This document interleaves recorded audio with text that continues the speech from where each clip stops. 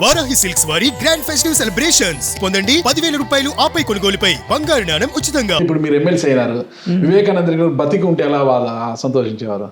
నా పాలిటిక్స్ అనేది ఒక రేంజ్లో బాగానే ఉంటాయి, అటాచ్మెంట్స్ అనేది. జనరల్గా ఆయన నేను ఎమ్మెల్సీ అవుతానని ఆయన ఊహించున్నాడు, నేను ఉన్నాడు.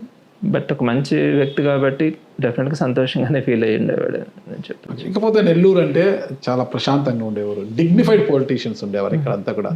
ఆనం కుటుంబం కావచ్చు, నేదురుమల్లి కుటుంబం కావచ్చు, నల్లపురెడ్డి కుటుంబము, మాగంటోళ్ళు వీళ్ళు తీసుకుంటా పోతే ఇకపోతే వెంకయ్య నాయుడు సైతం ఇక్కడ నుంచి వచ్చిన వ్యక్తి. అంతా డిగ్నిఫైడ్ పాలిటిక్స్, చాలా ప్రశాంతంగా ఉండే ప్రాంతం. ఇప్పుడంతా కూడా గందరగోళం అయిపోయింది, గజిబిజి అయిపోయింది. ఒక నాయకుల నోట జిగుప్సాకరమైన ఒక లాంగ్వేజ్, ఒక పద్ధతి లేకోకుండా కక్ష సాధింపులు ఇవన్నీ వస్తున్నాయన్నమాట. అసలుకి చాలా దారుణంగా తయారైంది. ఎందుకు వచ్చింది ఈ పరిస్థితి అంటే అసలు గంజాయికి కేర్ ఆఫ్ అయిపోయింది నెల్లూరు. ఎప్పుడు ఎవరిని చంపుతున్నారో ఈ గంజాయి సేవించి అనేది అర్థం కావడం లేదు అసలుకి. ఎందుకు ఈ పరిస్థితి వచ్చిందంటారు అసలుకి? నెల్లూరులో గంజాయి విచ్చలవిడితనం ఉన్నది అన్నది 100% వాస్తవం. ఈ గంజాయి తాగిన తర్వాత వాళ్ళల్లో తెలియని పైశాచికత్వం ఉంటుంది. అంటే తల్లి చెల్లి ఎవరు కూడా వాళ్ళకి ఆ తేడా కనిపించట్లా, ఇష్టం వచ్చినట్టు ప్రవర్తించడం. ఈవెన్ 200 రూపాయలకు కూడా గొంతు కోసేస్తా ఉన్నారు. ఇటువంటి పరిస్థితులు మనం నెల్లూరులో చూస్తా ఉన్నాం. అయితే దీనికి నేను గమనించింది, నేను ఈ మధ్య దాని మీద కొంత స్టడీ కూడా చేస్తాను.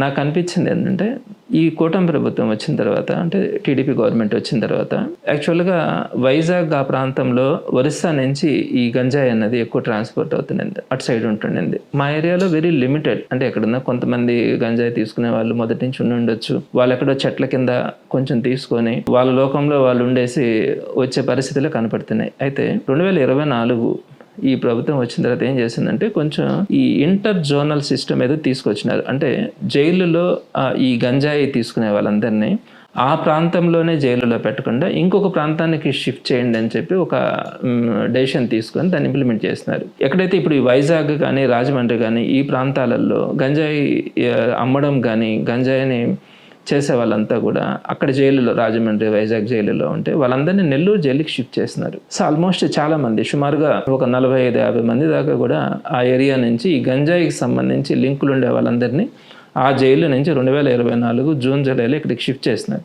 ఇక్కడ స్థానికంగా కొంతమంది చిన్న చిన్న దొంగతనాలు చేసి పేదరికంలోనూ అట్లా ఇట్లా ఉండేవాళ్ళు ఇక్కడ జైలులో సుమారు ఇక్కడ 700 కెపాసిటీ, అయితే 1000 మంది దాకా ఉంటారు మన జైలు, నెల్లూరు జైల్లో. వాళ్ళు ఏం చేస్తున్నారంటే ఈ చిల్లర దొంగతనాలు చేసిన వాళ్ళందరితో ఫ్రెండ్షిప్ చేయడం ప్రారంభించి, మేము గంజాయిని అక్కడి నుంచి మేము పంపిస్తాము, ఇక్కడ మీరు సేల్స్ చేయగలగాల అని చెప్పి వీళ్ళందరితో కూడా ఇక్కడ ఫ్రెండ్షిప్ చేయడం స్టార్ట్ చేసినారు. సో దాంతో వీళ్ళందరూ కూడా సుమారుగా 1 నెల 2 నెలలు 3 నెలలు జైలులో ఉండి బయట వచ్చేస్తూ ఉంటారు.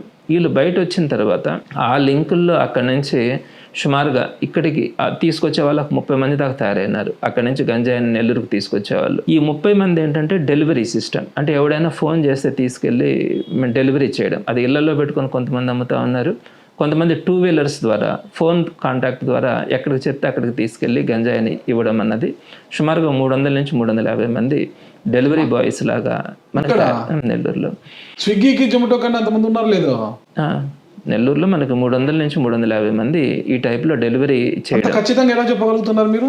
నేను ఈ మధ్య అంతా దాని గురించి ఎందుకు ఈ విధంగా జరుగుతామని నేను మాట్లాడితే సుమారుగా 30 మెంబర్స్ పైన నుంచి ఈ తీసుకురావడం, కానీ ఒక్కొక్కరు 10 మందిని దాకా పెట్టుకొని ఈ డెలివరీ సిస్టంలో కొంతమంది ఇళ్లలోనే పెట్టుకొని అమ్ముతా ఉన్నారు. ఇదంతా కూడా పోలీసుకు తెలియకుండా ఉంటుందని కూడా అనుకోలేం, ఎందుకంటే వీళ్ళకి ఏమీ పెద్దగా ఇంటర్నేషనల్ స్మగ్లర్స్ కాదు, వీళ్ళకి అంత తెలివితేటలు ఏం లేవు. వీళ్ళంతా కూడా చాలా మంది చిన్న చిన్న తగాదాల్లో రౌడీ షీటర్స్ లేకపోతే చిన్న చిన్న దొంగతనాలు చేసుకునే వాళ్ళే. వీళ్ళని పట్టుకోవడం పెద్ద సమస్య కూడా కాదు. అయితే ఇప్పుడు ఉన్నటువంటి ఎస్పీ కొంచెం కాన్సన్ట్రేషన్ అయితే చేస్తూ ఉంది, ఏదో ఒక విధంగా వీళ్ళందరూ కూడా కంట్రోల్ చేయాలని. సో ఈ రోజు కనుక మనం తీసుకుంటే సుమారుగా 5,000 నుంచి 6,000 మంది రెగ్యులర్గా గంజాయి తీసుకునే వాళ్ళు తయారైనారు. యాక్చువల్గా గంజాయి తీసుకునేటప్పుడు కూడా ఒక గంజాయి కనుక తీసుకుంటే వాళ్ళల్లో ఎక్కడో ఒక దగ్గర మనుషులకు దూరంగా కనపడకుండా వెళ్ళి వాళ్ళు పాటలు పాడుకోవడం, వాళ్ళు ఒక లోకంలో ఉండాలా అనే భావన వాళ్ళకు ఉంటుంది. కానీ గంజాయితో పాటు కనుక లిక్కర్ తీసుకుంటే, ప్రధానంగా చీప్ లిక్కర్ కనుక తీసుకుంటే కాంబినేషన్, ఈ రెండింటి కాంబినేషన్తో వాళ్ళలో ఉన్మాదం పెరిగిపోతుంది.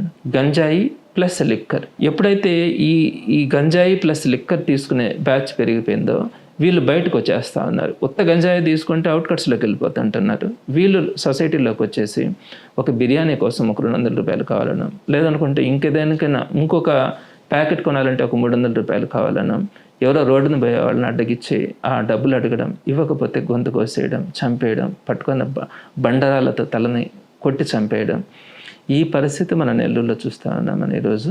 సుమారుగా 5,000 నుంచి 6,000 మంది ఈ పద్ధతిలో ఉండారు. ఇంకొక ప్రధానమైన పాయింట్ కూడా ఉంది. ఈ డెలివరీ బాయ్స్కి టార్గెట్ పెడుతున్నారు.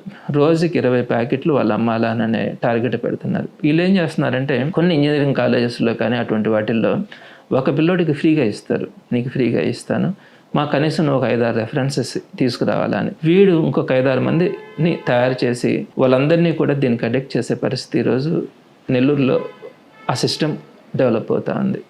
సో అయితే ఇప్పుడు మేము ఈ మధ్య దీని మీద అంటే ప్రధానంగా ఈ మధ్య పెంచలే గారు చనిపోవడం కానీ, అరవ కామాక్షమ్మకు గంజాయికున్న సంబంధం ఏంటి అసలుకి?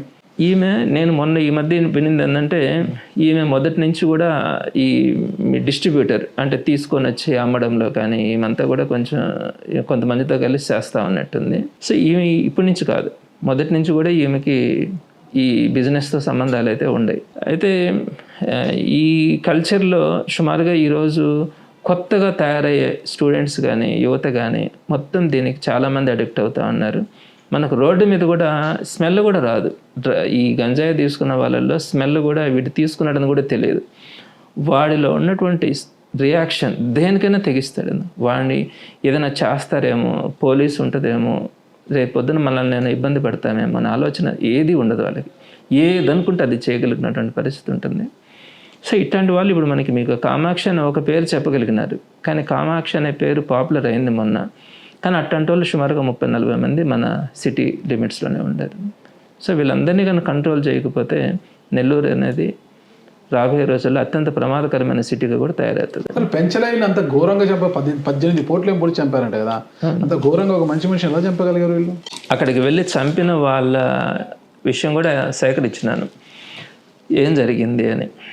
వాళ్ళలో ఒక 2-3 అతన్ని అటాక్ చేయాలా అని చెప్పి ఆలోచనతో. ఎందుకు చేయాలనుకున్నారు వాళ్ళు? 2-3 ఇష్యూస్ ఉన్నాయి. ఒకటి గంజాయి మీద అతను తీసుకొచ్చినటువంటి రెవల్యూషన్ కావచ్చు.